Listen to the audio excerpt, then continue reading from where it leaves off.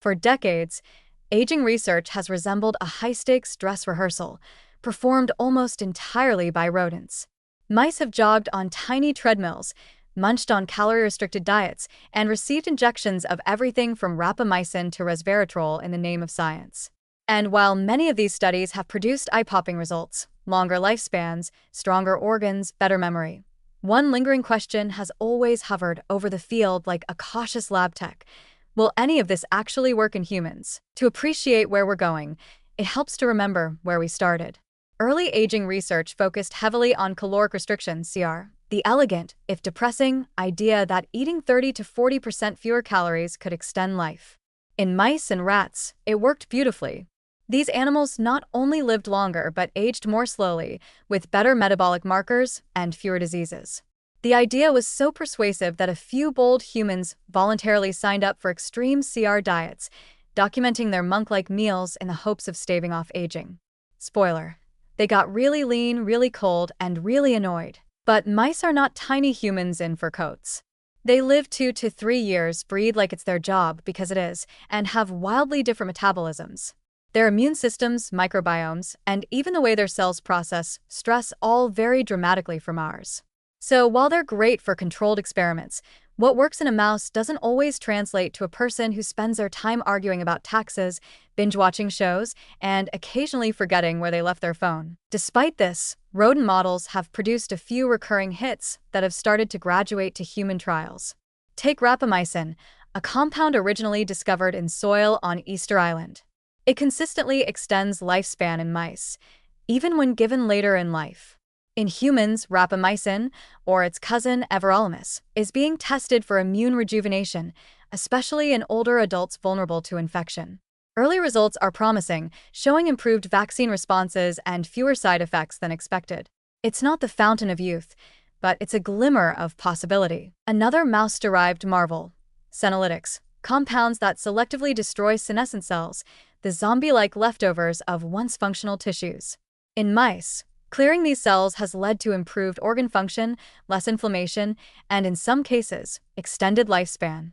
In humans, clinical trials are underway using drugs like dasatinib and quercetin, particularly for conditions like idiopathic pulmonary fibrosis and osteoarthritis.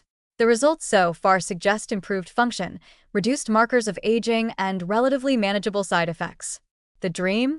That one day, clearing out senescent cells might be as routine as taking your morning multivitamin, just with a slightly cooler name. Even NAD+ boosters, like nicotinamide riboside and NMN, which restore youthful energy metabolism in mice, are now being tested in human aging trials. The data isn't yet definitive, but there's cautious optimism that these compounds may improve cellular energy, mitochondrial function, and even cardiovascular health, though perhaps not make you glow with immortal radiance. So why the slow translation from mouse miracles to human therapies? One reason is time. Aging trials in humans are slow, expensive, and difficult to measure.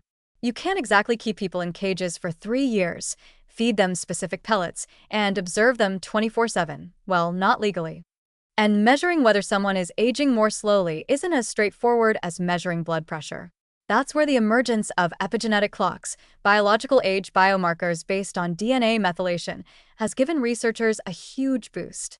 These clocks can detect subtle shifts in biological aging over months, rather than decades, allowing shorter, more meaningful trials. We're also seeing a shift in focus from just lifespan to health span, how long people live free of disease and disability. While it's unlikely we'll invent a drug that makes everyone live to 120, it's much more realistic to aim for people in their 80s or 90s to retain mobility, cognition, and independence. That means interventions don't need to work miracles, they just need to nudge biology in a slightly better direction. And that's a bar that mouse-to-human research may actually clear. There are, of course, cautionary tales.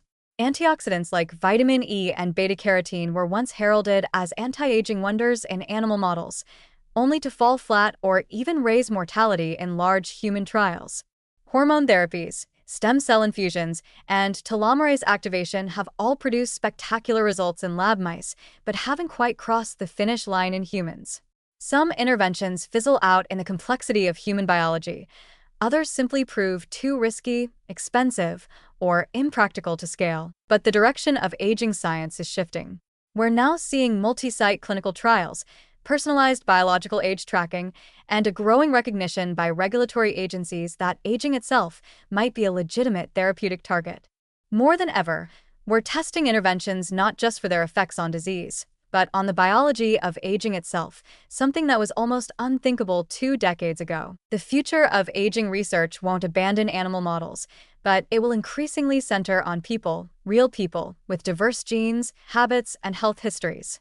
We'll likely see a mix of lifestyle strategies, nutrition, movement, sleep, molecular therapies, senolytics, NAD+ boosters, anti-inflammatories, and digital tools, wearables, age trackers, AI-powered diagnostics, working together to help us age better, not just longer. So yes, we owe a debt of gratitude to the mice, tiny, tireless pioneers of longevity science. But as the focus shifts from cages to clinics, the real breakthroughs may come not from what we've seen in rodents, but from how we refine, adapt, and personalize those findings for the beautifully complicated mess that is the human body. The age of translating aging science into real human benefit has begun, and for once, the lab coats are starting to look our way.